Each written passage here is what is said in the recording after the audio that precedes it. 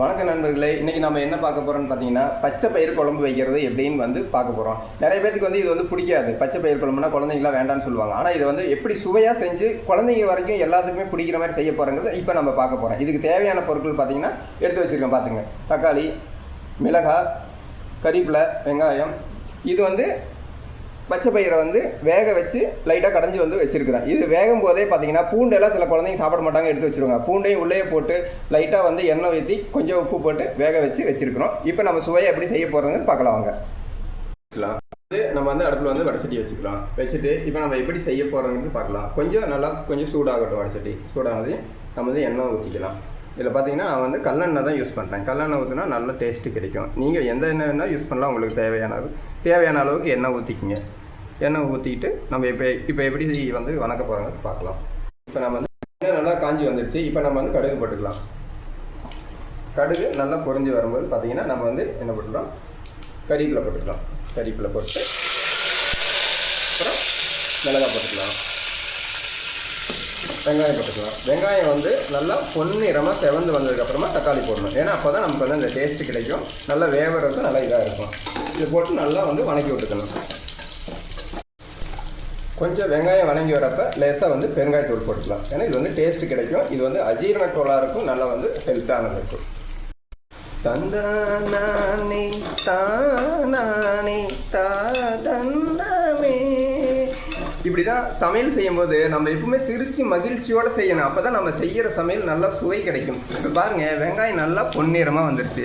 இந்த பொன்னிறமாக வெங்காயம் வந்ததுக்கு அப்புறமா நம்ம தக்காளி சேர்த்துக்கணும். தக்காளி சேர்த்து தக்காளியை நல்லா வணக்கி விடணும். நம்ம சமையல் செய்யும்போது நம்ம மகிழ்ச்சியாக செஞ்சால் தான் அது சுவையாக இருக்கும், நல்லாயிருக்கும். என்னடா சமையல் அப்படின்னு சொல்லிட்டு நம்ம ஒரு வெறுப்பாக செய்யக்கூடாது. இப்போ பாருங்கள், நல்லா வணக்கணும். தக்காளி நல்லா இதாக நல்லா வேகணும். தக்காளி வேகிறதுக்கு பார்த்தீங்கன்னா லைட்டாக உப்பு சேர்க்கணும். உப்பு சேர்த்துக்கணும். தக்காளி உங்களுக்கு சீக்கிரமாக வெந்துடும். நமக்கு நல்லா சுவையும் கிடைக்கும். அந்த உப்பு சேர்ந்ததுக்கப்புறம் பார்த்தீங்கன்னா லைட்டாக உப்பு சேர்த்துக்கிறோம். பாருங்கள், தக்காளி நல்லா பொன்னிறமாக வந்துடுச்சு. இப்போ நம்ம பார்த்தீங்கன்னா நல்லா வணங்கிடுச்சு. இப்போ நம்ம இதுக்கு தேவையான தூள் போட்டுக்கலாம். தூள் பார்த்தீங்கன்னா மஞ்சள் தூள் போடணும். மஞ்சள் தூள் லைட்டாக போட்டிங்கன்னா போதும். மஞ்சள் தூள் எப்பவுமே நம்ம நிறைய சேர்த்துக்கூடாது. மஞ்சள் தூள் உடம்புக்கு எந்த அளவுக்கு நல்லதோ நிறைய சேர்த்தோமோ அந்தளவுக்கு கெடுதலாக இருக்கும். மஞ்சள் தூளை மட்டும் லிமிட்டாக கரெக்டாக சேர்த்துக்கணும். இப்போ பாருங்கள், இது பார்த்திங்கன்னா மிளகாத்தூள் 1 ஸ்பூன் ஃபுல்லாக போடுறேன் நான். எங்கள் குழம்புக்கு இது காரத்துக்கு எங்கள் குடும்பத்துக்கு ஓகே.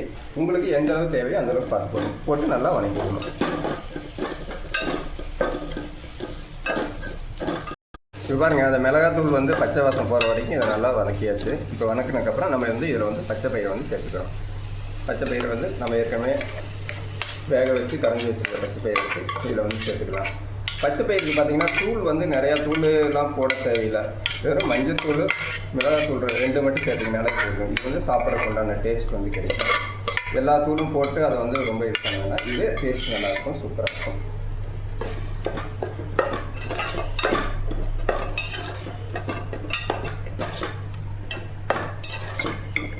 நல்லா கிளறி விடணும். கிளறி விட்டோம்னா நமக்கு அந்த டேஸ்ட் கிடைக்கும்.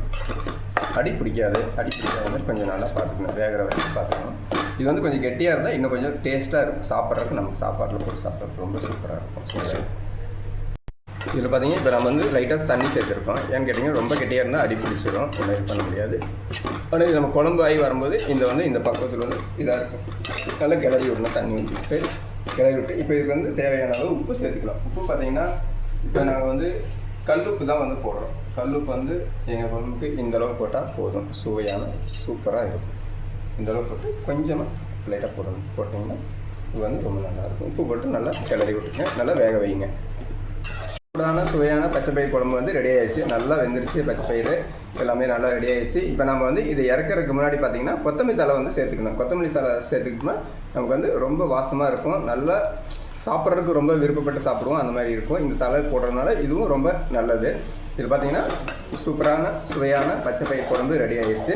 இப்போ இது பார்த்திங்கன்னா நிறையா பேர் என்ன பண்ணுறாங்கன்னு கேட்டிங்கன்னா, சமையலை நல்லா டேஸ்ட்டாக இருந்தால் நல்லா மூக்கு மட்டும் சாப்பிட்டு கம்முன்னு போயிடுவாங்க. அந்த மாதிரி இல்லை. சமையலுங்கிறது ஒரு கலை. இது செய்கிறது ரொம்ப ருசித்து செஞ்சால் தான் இது அந்தளவுக்கு திருப்தியாக கொடுக்க முடியும். அதை கண்டிப்பாக நீங்கள் சாப்பிட்டுட்டு டேஸ்ட்டாக இருந்ததுன்னா கண்டிப்பாக ஒவ்வொரு நேயரும் பாராட்டணும் சமைச்ச கையை.